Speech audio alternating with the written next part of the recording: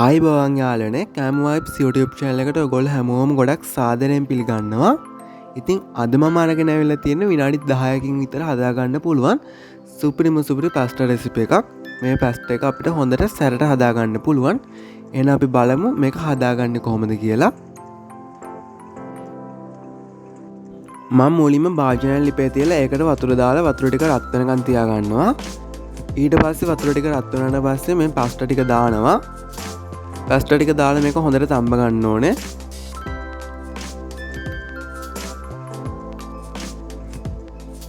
ඉතින් මේ තියෙන මම තම්බගත්තු පාස්ටා ටික දැන් මේ පාස්ටා ටිකේ ඉතුරු වතුර ටික පෙරලා මේක හොඳට ඇල් වතුරින් හොද ගන්න ඕනේ.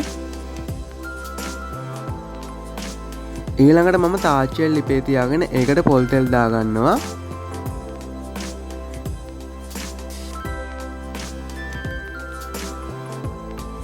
පොල් තෙල් ටික රත් වුණාට පස්සේ මුලින්ම මේකට සුදු ලුණු දා ගන්නවා.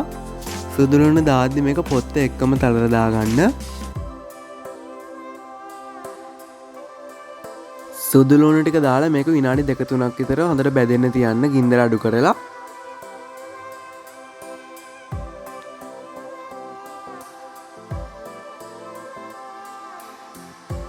දැන් මම මේකට දා ගන්නවා කපාගත්තු අල කෑලි. ඉතින් ඔයගොල්ලන්ට කැමති නම් විතරක් දාන්න පුළුවන්. අල ටික දාලා මේක විනාඩි 5ක් විතර බැදෙන්න දෙන්න ඕනේ. මොකද මේ අල අමුයෙන්ම තමයි කපාගෙන තියෙන්නේ.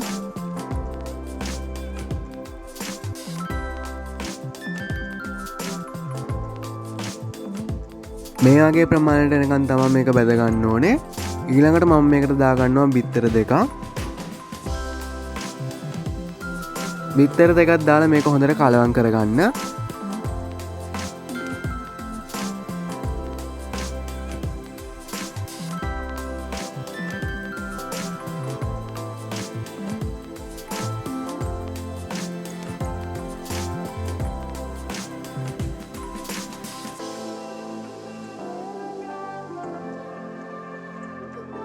ඊළඟට මම මේකට දාගන්නවා පොඩියටම කපාගත්තු කැරට්. ඉතින් ඔයගොල්ලන්ට කැමති එළවලුවක් මේ වෙලාවට දාගන්න පුළුවන්. කැරට් ටිකක් දාලා මේක හොඳට කලවම් කරගන්නවා.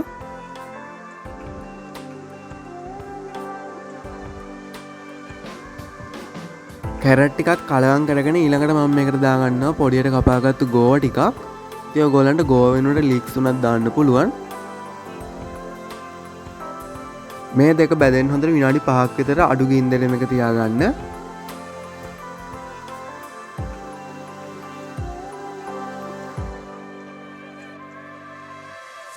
ඊළඟට මම මේකට දාගන්නවා සැරවෙන්න කෑලි මිරිස්.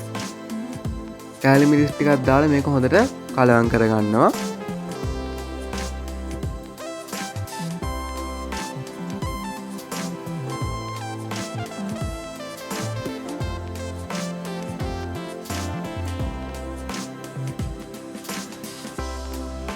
ඊළඟට මම මේකට දාගන්නවා ලුණු. ඔයගොල්ලන්ට කැමති ප්‍රමාණයට දාගන්න පුළුවන්. ලුණු ටිකක් දාලා මේක හොඳට කලවම් කරගන්නවා. ඊට පස්සේ මම මේකට ගම්මිරිස් ටිකකුත් දාලා කලවම් කරගන්නවා. ඒ වගේම තක්කාලි සෝස් ටිකකුත් දානවා.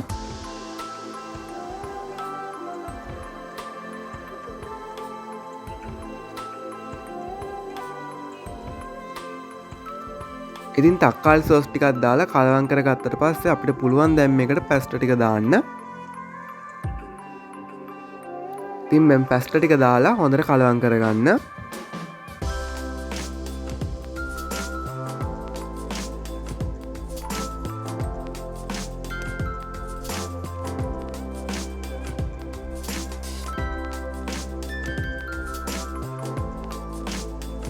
ඉතින් මේ තියෙන්නේ මං ඒ විදිහට හදාගත්තු පාස්ටා රෙසිපි එක. ඉතින් ඔයගොල්ලොත් අනිවාර්යයෙන්ම පාස්ටා එක මේ විදිහට හදලා බලන්න. ඒ වගේම ඔයගොල්ලෝ මගේ channel එක subscribe කරලා නැත්නම් subscribe කරන්න කියලා ආදරෙන් ඉල්ලා සිටිනවා. ඒ වගේම මේ රෙසිපි එක ගැන ඔයගොල්ලන්ගේ අදහස් පහලින් කමෙන්ට් කරන්න.